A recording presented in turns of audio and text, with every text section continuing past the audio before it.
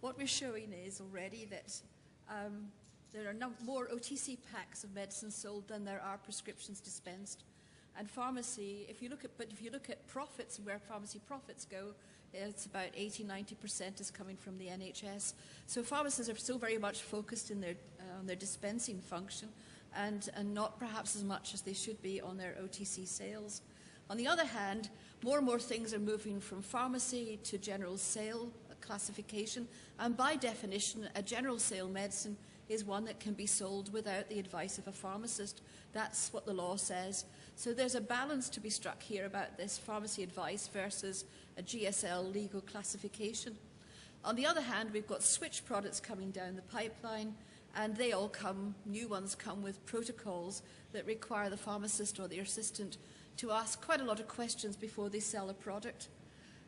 In the last couple of years working with Pharmacy Voice and the MHRA, we've been looking at some of these protocols which had quite like Topsy grown, and they were themselves becoming a barrier to sales, because if enough questions got asked, someone was either refused a sale or got sent to the doctor instead. So it's been quite a challenge for pharmacy to know what they should be doing in terms of advice, in terms of managing the sales of their medicines.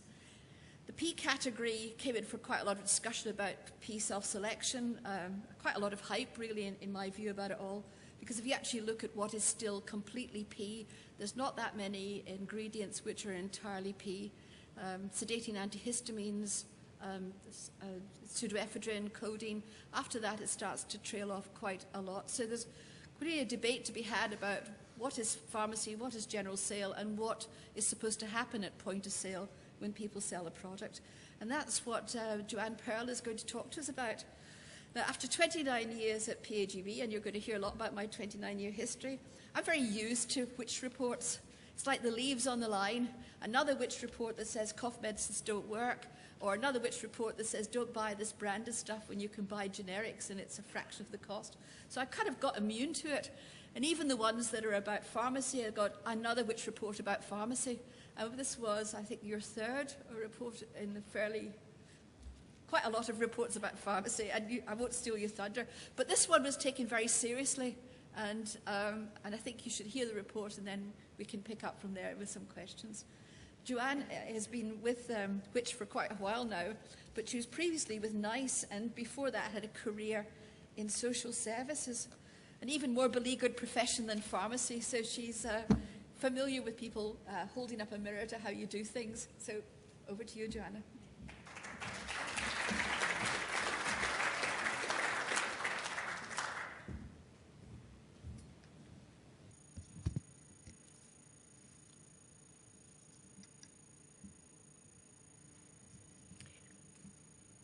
Well, thank you very much for having me to speak. Am I about the right distance from the microphone for everyone to hear me? Good, okay. Okay, I'm going to just tell you a tiny bit about Witch. We're not going to spend a long time on this because you probably have a fair idea of what we do. But we are over 50 years old, and we're an independent organisation, so we don't receive funding from anyone in the work we do. The money we receive is ploughed back in to do our campaigning and lobbying work and the research work that I'm going to tell you about. And this is our mission, to ensure individuals are as powerful as the organisations they deal with in their daily lives. So what I'm going to talk to you about really is about consumers, the people who come into pharmacies and their experience, because that's what we know about and that's where we do our research. Just a few more facts about Witch. We have a lot of people know Witch for the washing machine reviews, and I work on health and social care for Witch, and it always saddens me that the first thing that people don't know about is health, but that's exactly what I work on. But we have 85 staff working in research roles, and we work across testing and services as well. And we use experts because, as you've heard, I'm not a pharmacist, and so I will tell you a little bit more later. But the way I have designed this research, and this is in fact the second time I've done this research in my nearly 7 years at Which, is co-designed with experts who do know about pharmacy, so that we get it right. Because, as you know, Which prides itself on getting it right and having robust research. Just to reassure you, we don't just pick on pharmacists, even though we have done this research 4 or 5 times across the last decade. It's not just you. In the last couple of years, I've done similar, what you might call mystery shopping research of dentists, opticians, and the last bastion, we did GPs last year. So nobody is immune. And in fact, I think we've pretty much covered the primary care professions in the work we do. And this is the report we came out with last year. And that's what I'm going to talk to you about now. And this is actually the report we did back in 2004. So it's just to give you a sense that actually, as I speak, we're looking across a decade. And I think what's really interesting about this research is that the findings are pretty similar. So we are seeing the same thing pretty much over and over again. And I think that is really quite interesting. Okay, so let me tell you about the research we did last year. So it's pretty simple. The methodology, the research questions, are around the quality of questioning and advice in pharmacies and the appropriate involvement of the pharmacist. So it's pretty much what we were looking at. And so we devised, from those research questions, we devised research to answer them. Okay, so let me just start with the end, really. These are the sort of results, and then I'm going to tell you how we got there. So the main issues, in fact, I need to tell you a little bit to put it in context. So basically, we're sending mystery shoppers into pharmacies across the UK. And that's 122 separate pharmacies across the UK. So this is pretty robust research. We use a statistician. It's statistically significant. We go to enough pharmacies to be able to make some fairly robust claims about what we see. And I'll tell you a bit more about that in a minute. But what we're finding is when we rate those visits, when our expert panel rate those visits, they're finding that nearly half of those visits are rated poor. And counter-assistants are giving significantly worse advice when they don't alert the pharmacist, when they don't involve the pharmacist in that transaction. And the main issues we're seeing are lack of questions or wrong information, as you might expect. And we're seeing a pattern of newer POM-to-Ps having worse advice, worse results, which is, I think, interesting. And we can speculate about why. That's not really my job. That's your job in a way. I can just tell you what we found, and I can, sort of talk about some of the reasons that might be happening. But I think it's for you to answer that question. So again, I'm not going to bore you too much, but these are the people when we do research, we do it with a team of people. And so, as I've said, we have a statistician, a business researcher. So we're quite a big team doing a piece of research. And that's true of any research we do. Okay, so what did we do? Well, we got together an expert panel, and I used 3 experienced pharmacists. So 2 are community, one's independent and owns a small chain, and one from a leading chain. 1 academic pharmacist, and one of our pharmacists had experience in monitoring pharmacy against the contractual framework. At the time, we had PCTs last year. So I'm just telling you this so that you can understand perhaps that the people who are designing this research are chosen because they bring the perspectives we're looking for in designing this research. So they're involved from the start, obviously, and we jointly devised the methodology and the assessment criteria, and then we met to assess the data. So what is the data? Well, what we're doing is we're using scenarios. We're training up field workers, and when I say field workers, these are not sort of nice middle-class ladies with BBC. They are people who live all over the UK, who are trained and work for Which, and we send them out into the field, in this case into 122 pharmacies. So because we're using scenarios. In this case, we used 3 different scenarios. We have to train them in those scenarios so that when they trot into the pharmacy, wherever that is, they're presenting consistently the same scenarios so that when they will record those visits using a hidden recorder. When we get back those recordings and have them transcribed, we know that they're presenting pretty much the same scenario so that we're being fair and we're not judging pharmacies on a sort of a mixed picture of what's presented. So we make sure that our field workers are doing their mystery shopping in roughly the area they live in. It would look very strange if I pitched up in Glasgow with a London accent. I would stick out like a sore thumb, and so we make sure that we're very careful about people don't go into their local pharmacy. But we're very careful that they blend in, and for instance, their accent would be a pretty local accent. I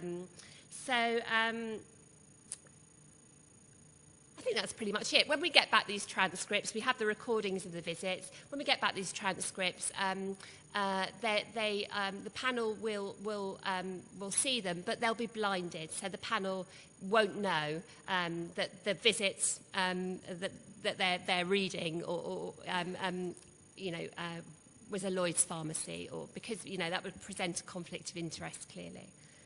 So I hope that's clear. It's basically a big mystery shopping exercise, and we train our field workers to do it very carefully, and we train them in 3 different scenarios that I'm going to tell you about. These 122 visits were across the big and small pharmacy chains you would expect, but also independent pharmacies. And as you can see, we research the market and we try and weight our visits so that we're sending, you can see here we've got 48 visits to independent pharmacies, and that's clearly because the independent sector is much bigger. So we try and weight it so we have enough visits to each pharmacy to say something statistically significant, but we're also making sure we go into enough of the big players. Okay, so these were the scenarios we used. So you can see that we had 122 visits. We're dividing that roughly into 3 scenarios. So each scenario is going to have roughly 40 visits, if that makes sense. The first scenario is immigrant recovery. And what are we looking for? We're sending our field workers into pharmacies to buy immigrant recovery, which, as you know, is for migraine. And we're looking for quite basic stuff, really. We're looking for key questions to be asked to identify that those people have got migraine and that they're potentially suitable. And we trained our field workers very carefully so that they are ideal candidates to have this, and they don't need to be sent to their GP. They're pretty textbook for being able to buy it without needing to be sent to their GP. And we're looking for the pharmacist to be appropriately involved. The second scenario we've used across the years is traveller's diarrhoea, an old favourite, if you know what I mean. Again, we have our field workers who would go into pharmacies and say, I've had diarrhoea since I've been on holiday, can you help? And we're looking for, again, key questions around, very basic questions around diarrhoea. And we're looking for, because of the way this scenario pans out, it's been happening for some time, it's got worse. We're looking that there should be a recommendation that the person sees their GP if it doesn't get better.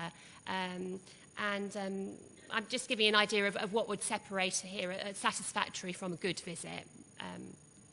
And the last one was a new scenario we used this year, and that was last year, Pantaloc control for heartburn. And we were looking for the counter assistant or the pharmacist to ask key questions, for instance, to confirm that the person's got heartburn, what other medication they're on. The field worker was presenting that they were on warfarin. So we were looking for some recognition that there's an interaction and that appropriate advice and information should be given about INR levels. Not necessarily that Pantelot control shouldn't be sold, but it should be raised that it can play with your INR levels. So we've had a look at the findings, but to break those down a little bit more, from these 122 visits, we found that 43% of visits were rated unsatisfactory. And the main issue was a lack of questioning. So that would be the product sold without any questions or with insufficient questions. The worst results were for Pantelot control.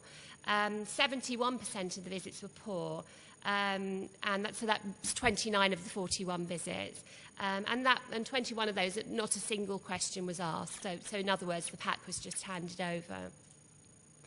We found consistently across the decade that we've been doing this that independent pharmacies do fare worse,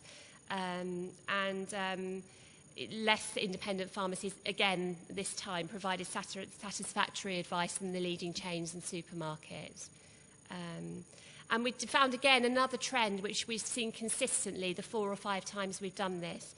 Counter assistants are significantly more likely to give unsatisfactory advice, and two-thirds of those consultations with them were poor. And we also saw a big variation in quality between companies. At one end we had, I think, the supermarkets and Lloyd's Pharmacy, where 17% of visits were unsatisfactory. And at the other end, I think we had Rowland's Pharmacy with 71% unsatisfactory. So there's quite a big variation in what we found. So I guess that's a brief overview of how we did it and what we saw. So I guess maybe if I have questions for you, or things to think about that we've identified, how counter staff are led to give quality consultations? Is it about training? Is it about quality assurance? Why is it that we're seeing this trend where counter assistants are doing significantly worse and not involving the pharmacist appropriately? And there's something about what counter staff know and what they do. So I guess my question is this about what counter staff know or about their practice and how they respond to the customer? We're talking about things like the WAM questions and the information they elicit. I spoke last year with Margaret Watson from the University of Dundee, who I think has done some quite interesting work about whether or not it's knowledge or whether it's just how that pans out into practice. And also the relationship in advice giving between counter staff and the pharmacist is something that I think is open to debate. And when do counter staff involve the pharmacist, and how does that work? And I think I said earlier, we do see, across the years, we seem to see worse results with newer POM-to-P medicines. So an interesting point in case, I think, is Immogram Recovery. When it was quite a new POM-to-P, the results looked pretty bad. There were a lot of unsatisfactory visits. But as it seems to have bedded down, the results seem to get better. And I guess one might ask oneself, is that familiarity? And what's going on at the beginning of that process that perhaps could be better? And as I said earlier, with Pantelot control, which is not a new POM-to-P, but a newer POM-to-P, we again saw the worst results last year. And I guess the big question is the role of the patients and the public, your patients and customers. And I'm sure what you're going to be talking about today is their role and how you get the best from them, because obviously a consultation is a two-way process.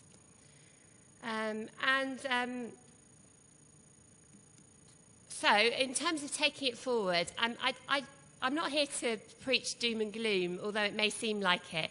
I think what really impresses me, having done this twice, and what is really heartening is that pharmacy you are willing to engage and, in fact, have me here today. And we don't see that with every profession. We want to be thought of as a critical friend, really. And I hope that the research we've done will be taken in that spirit. We have seen some excellent consultations, and I think it is very easy for me to present the unsatisfactory, but I think what we saw also was some very good practice, which tells us that many pharmacies are getting it right, and tells us that absolutely it can be done, and it is done. So for me, it is about the challenge to you, I guess, to make that a consistent theme and get all of practice up to scratch. And I hope that's the spirit in which you will take this research. I'm really pleased at the response we've had and the work that's being done by both the regulator and the professional body to involve industry and pharmacists in asking these sorts of questions and looking at how things can be consistently good on an organisation-led level. Obviously, as I've said, you'll be looking as well at the role of patients and the public and how that interplay pans out, I guess.